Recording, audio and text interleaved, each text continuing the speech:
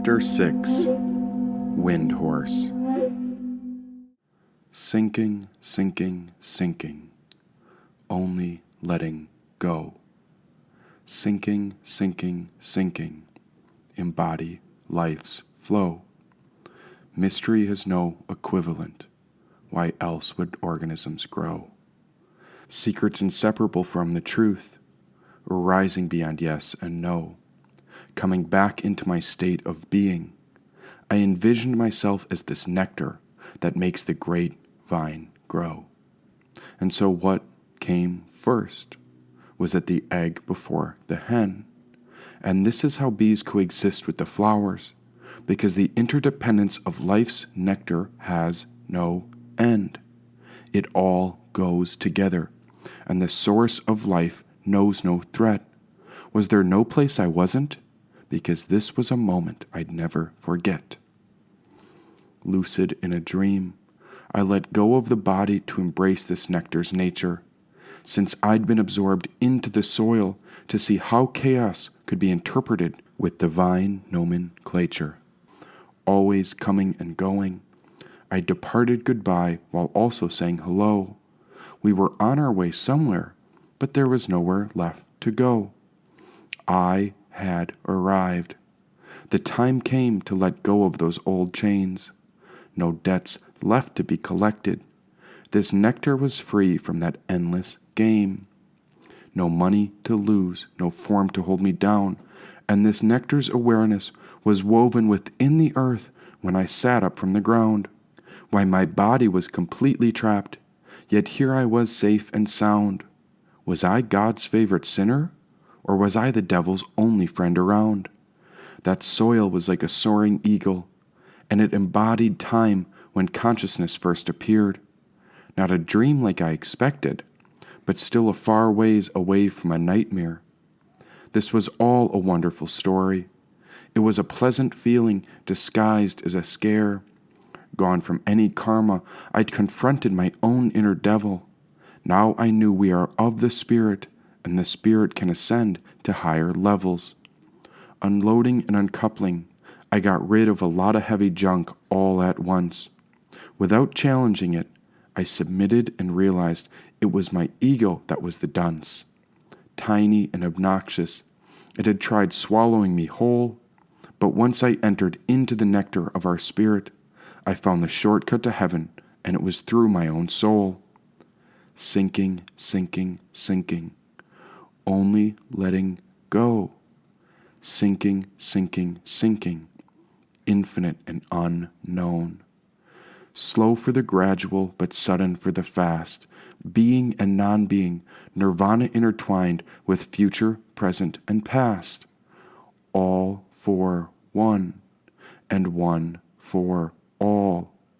All is one, and one is all. A vision of the macro within the micro, reflecting as a giant yet ever small. Sinking, sinking, sinking. It was possible all along. This nectar feeds our spirit, and our spirit does in fact belong. The challenge was the opportunity. This was the way out. The path beyond all obstacles cuts through all hidden doubt. Now nothing could hold me back. My life had an impact because my soul couldn't lose. I had been living a lie up till now, ever since I had risen up to this truth. Running free like a river, I was one with the wind. Never would I turn back, because this was the highest bliss beyond flaws and sin. United and alive, this nectar took me where it needed me to go. Thank God I was planted in the ground, because now it was my time to grow. Well, shall we get on with it? Asked Dionysus. Of course, but I feel a bit drunk from the nectar. The feelings will pass, even if it feels like a hazy funk. We're on our way to the tree of life, and soon we'll feed this nectar into the depths of her trunk. From now on, let's go with nature, because now is the perfect time to grow. This is the grapevine, and it's all life ever knows, said Dionysus. Intoxicated by this nectar I was, and I was swept away by the immensity of it all. Why, yes, something profound was happening, and it felt like a never-ending freefall, going onward and upward, within then through. I had given up my body. No, not quite, but instead of walking, this time I think I flew. Hovering in mutable space, my emotional and mental body took shape. And should I be more focused on creating from my imagination, or should I be present in this existing place? The nature was going through me, and creation had been guiding me all along, never fully formed. And then a moment later, I heard God's song. Dionysus was meditating, and there was no flute beside his mouth, but I heard the wind whispering this divine tune when music came about. The melody was within nature. The bliss was present and freed. Now I realized the magic was within my own soul, and this magic had become my reality. Now is this a Martian takeover, all by God's source? Because the only way I can put it, it felt as if I rode along the tailwind of the most magnificent horse. One moment I was suffocated by a beast. Oh, I thought I'd die in the horrors of this hellish place. But now it felt as if someone reached down and pulled me into a fresh realm of pure peace paired with heavenly grace.